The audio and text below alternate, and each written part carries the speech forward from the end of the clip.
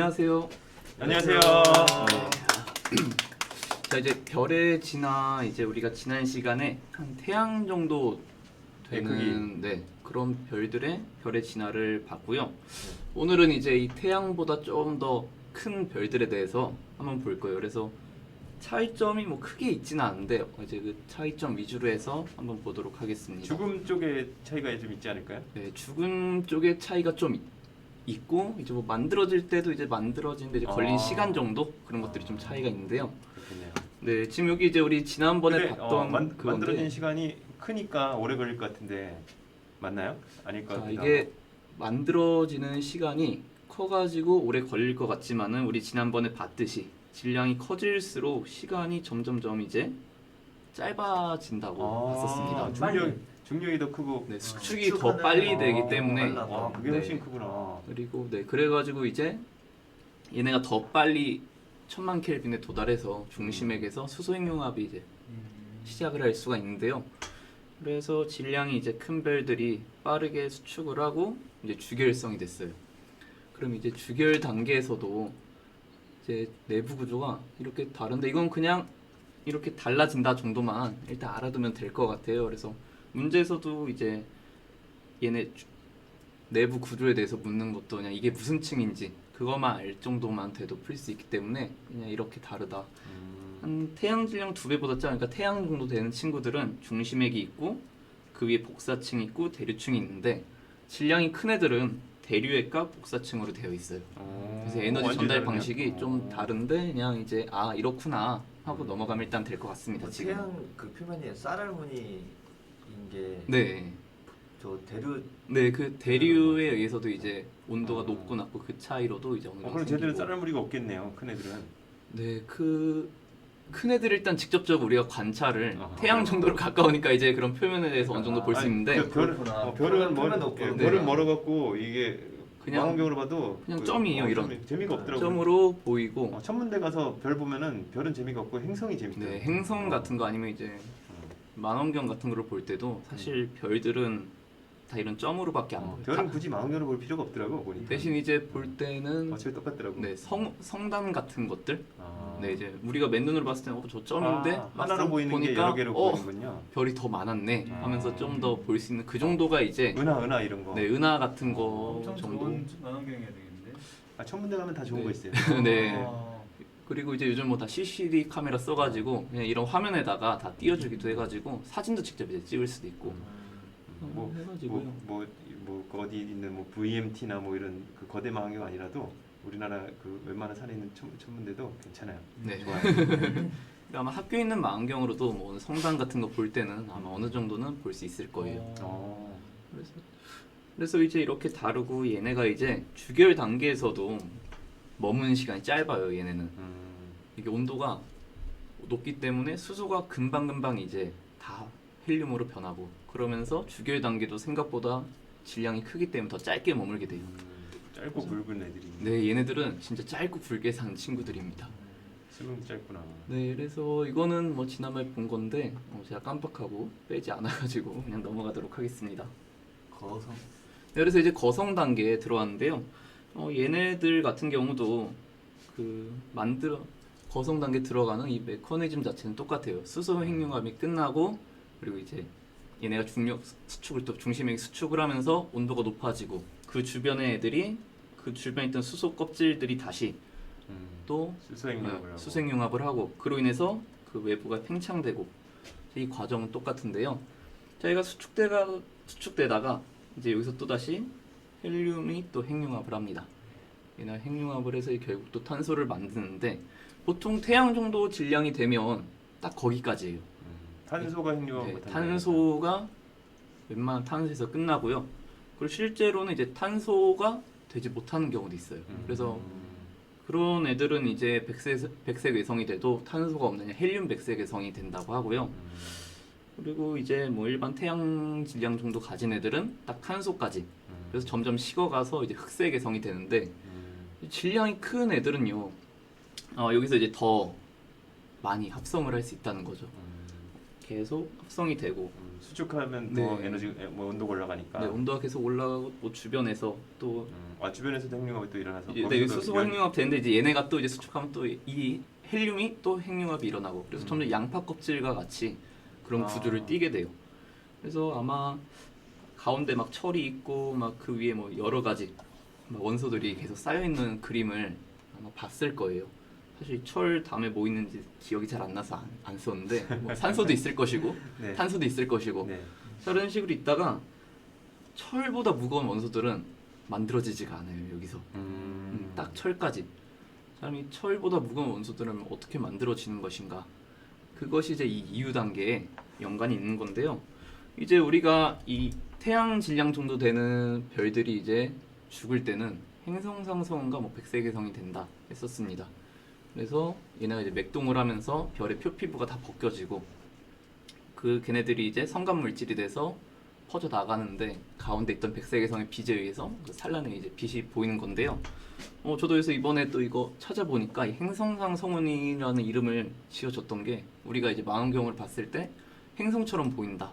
아. 그래서 그렇게 지었다 하더라고요. 그래서 아. 저도 그거는 이번에 찾아보면 새로 알았는데 근데 망원경을 이제 봤을 때 네 망원경을 봤을 때 약간 좀 목성형 좀 막 고리가 있는 그런 행성처럼 보인다고 해서 붙여졌다고 합니다. 그런데 이제 이런 질량이 큰 친구들은 좀 다른 경로를 타게 되더라고요. 그래서 이제 그림을 가져왔는데 자 여기 위에 거는 우리 지난 시간에 봤던 질량이 태양과 비슷한 이제 별들에서 행성상성운과 백색해성이 되고 이제 백색해성은 점점 식어가면서 흑색해성이 되고 이런 경로를 타는데요. 질량이 좀 매우 큰 별이에요. 이게 태양의 한두 배 정도가 아니고요. 사실은 이 백색해성은 한 태양 8배까지 그러니까 이 주기율성일 때가 이제 그때는 한 태양 8배까지는 이 백색해성이 된다고 해요. 그 태양보다 좀 커도 네. 백색이 되네요. 그래서 이 남은 이 핵 그러니까 이 백색해성 자체가 태양 질량 1.4배 정도 백색해성 자체만 다 나머지가 날아가고 다 날아간 거예요? 네 날아가고 엄청 많이 날아가네. 네. 이 정도까지 남았을 때는 백색해성이 되는데 얘보다 커지면 이제 다른 애들이 된다는 거예요. 그래서 이제 질량이 매우 큰 별 같은 경우는 이제 아까 말했듯이 원시별과 주계열성 그리고 초고성을 지나서 이 다음에 초신성 폭발이 일어납니다. 네, 초신성 폭발이 빵 일어나고 이제 이때 철보다 무거운 왜 근데 그냥 날아가지 않고 폭발이까지 가는 거죠? 이제 이게 왜라고 물어보시면 내용이 좀 많이 어려워지고 좀 많이 연구 중인 내용이기도 한데요. 그러니까 얘네가 그냥 이렇게 생각하면 될 것 같아요. 견디다가 그냥 못해서 그냥 빵 터져버리는. 그러니까 막 네. 이 중력으로 늘리는 건가요? 그렇죠. 그리고 이제 중심에 계속 이제 무거운 게 쌓이고 계속 수축을 하다 보면 얘네도 이제 어느 순간에 빵 터지게 되는데 서로 반발력이 원자 간의 반발력이 네, 쌓이다가 그것도 아마 있을 것 같아요. 그래서 저 중성자 위주로 남는 네, 거예요? 중성자 위주로 남아되는 얘네가 계속 이제 압축되다 보니까 어느 순간 이제 역베타 붕괴가 일어나면서 뭐 중성자 뭐 남다고. 양성자가 중성자로 바뀌는 거예요? 중성자별이? 네, 여기서 이제 역베타 붕괴 일어나면서 생기고 베타 붕괴가 그러니까 중성자가 양성자가 되는 과정이고 역베타는 네. 거꾸로 양성자가 중성자가. 그러면서 이 중성자별이 생기는 경우가 있고 그리고 블랙홀이 되는 경우도 있어요. 터져갖고 네. 중성자별이 되거나. 얘네 둘을 이제 구분한 거 역시 이 백색해성 기준처럼 이런 질량인데 이 나머지 애들이 이제 블랙홀이 질량이 더 크겠네요 그러면? 그쵸. 1.4 태양 질량보다는 크고 그리고 3태양 질량보다는 작을 때 이때는 이제 중성자별이 되고요. 블랙홀은 이제 그러면 3태양 질량보다 커지면 이때 이제 블랙홀이 되는 거예요. 그래서 이제 실제로 막 우리가 블랙홀에 대해서 막 볼 때 시공간 이렇게 막 이어져 있고 여기 블랙홀이 있으면 이쪽으로 이렇게 빨려 들어가고 빠져나온다 이런 식으로 그리는데 그냥 네. 블랙홀 그려보세요 하면 사실은 이렇게 검은 점 하나 찍어주면 됩니다 사실은. 네, 그냥 점 하나 찍어주면 이게 그냥 이 자체고 얘네가 워낙 밀도가 크다 보니까 이 시공간이 이제 이런 식으로 나타나는 걸 이제 보통 모식도로 많이 그려주는데 나중에 누가 블랙홀 그려봐 하면 그냥 검은색 점 하나 찍고 이거야 해줘. 그게 저 점속으로 빨려들었는데 너무 무섭지 않아요? 블랙홀 그리려면 그 인터스텔라 보면 되지 않아요? 인터스텔라가 그게 뭐 감차 원반 나오고 이제 물리학자 그거 네. 감수를 받았다며 그게 실제로 칩선, 이제 칩선. 네 실제로 이제 블랙홀 관측에 한번 성공을 했잖아요. 그래서 네. 해보니까 그거와 매우 유사하게 나왔다고 맞다, 하더라고요. 작년인가 그 네, 작년에 블랙홀을 관측된- 그 사진을 찍었다며. 렌즈 현상 때문에. 물론 이제 관측이라기보다는 걔네 빨려 들어간 애들이 내는 뭐 X선이라든가 그런 걸 보고 이제 추정을 하는 건데 대단하네요. 네. 근데 이제 그걸 이제 처음 찍었다는 것 자체가 이제 어떻게 보면 이런 천문학계에서는 큰 발전이기도 하고 그게 진짜 네. 그거랑 비슷하게 나왔다고 인터스텔라. 네, 약간 비슷하게 나왔다고 하더라고요. 그래서 이거 찍은 방식도 이제 망원경 한 대가 아니라 전파 망원경을 전 지구적으로 이제 다 설치해놓고 그걸 다 모았대요. 네, 그렇게 해서 이제 관측됐다고 원기옥 하더라고요. 같네요. 막. 네. 네, 모았네요. 그래서 픽셀을 친구들아. 네, 힘을 다 모아서 되게 픽셀을 모아줘. 네, 그렇게 하다 보면 이제 이 망원경의 구경이 지구만해진 거예요. 음. 네, 그런 효과가 나가지고 관측을 성공했다고 합니다.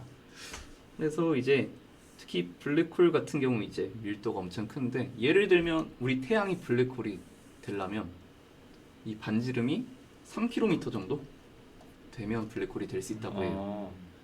그래서 근데 태양보다 저기 뭐 남는 질량이 태양보다 3배 이상이어야 된다는 거. 네, 그렇죠. 남는 질량인데 만약에 지금 우리 태양 질량 정도 이제 만약에 질량이 네. 비유를 했을 때 태양이 된다는 만약 얘기는 블랙홀의 아니고. 질량이 태양이다. 아. 그러니까 태양 전체 블랙홀이 되면 음. 그 질량을 가지고 있으면 그냥 반경 3km 안에 네. 모여 있어야 된다는 거예요.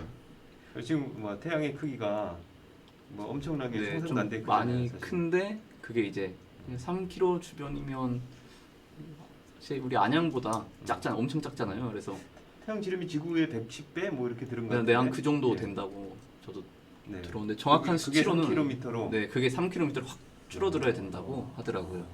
그래서 엄청 밀도가 크고 하니까 중력이 엄청 강하고 네. 그래서 빛조차도 빠져나올 수 없는 그런 이제 블랙홀이 만들어지는 거고요. 그래서 이 상대적인 크기 비교한 게 그냥 그림으로 간단하게 가져왔어요. 그래서 우리 태양이 여기 지금 점 하나 보이죠?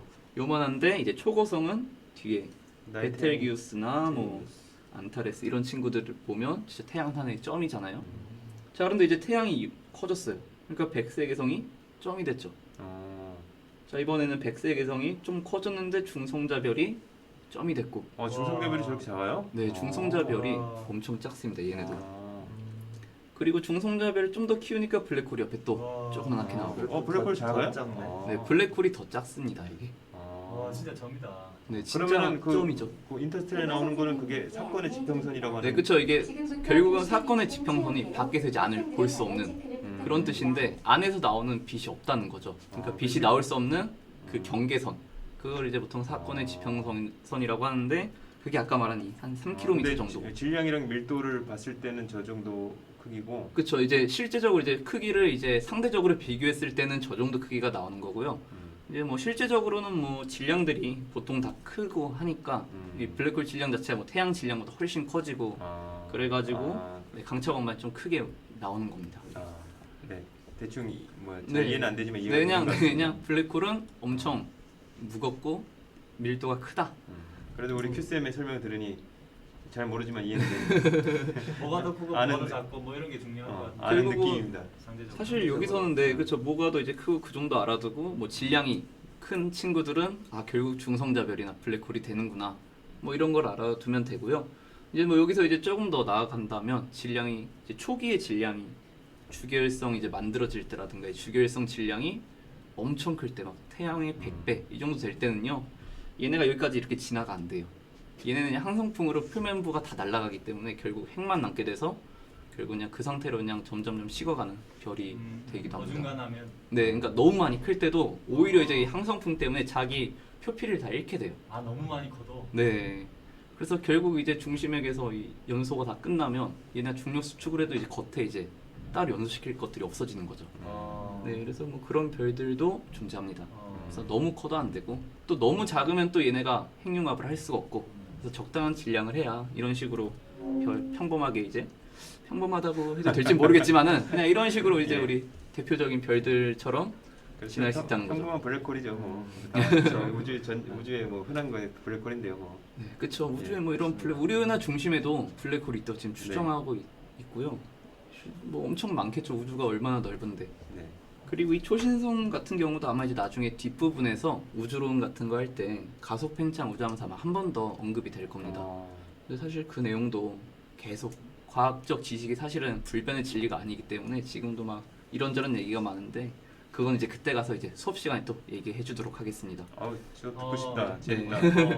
그래서 이거는 이제 아까 그리려다 만 게 이거였어요. 여기 그 네, 가져오셨네. 네, 가져왔었네요, 제가. 이럴 걸 예상하고 아마 뒤에다 넣은 것 같아요, 제가 이제. 그래서 뭐 이런 식으로 있다. 이거 다 이제 교과서나 이런 데 있으니까 참고해서 보면 될 것 같습니다.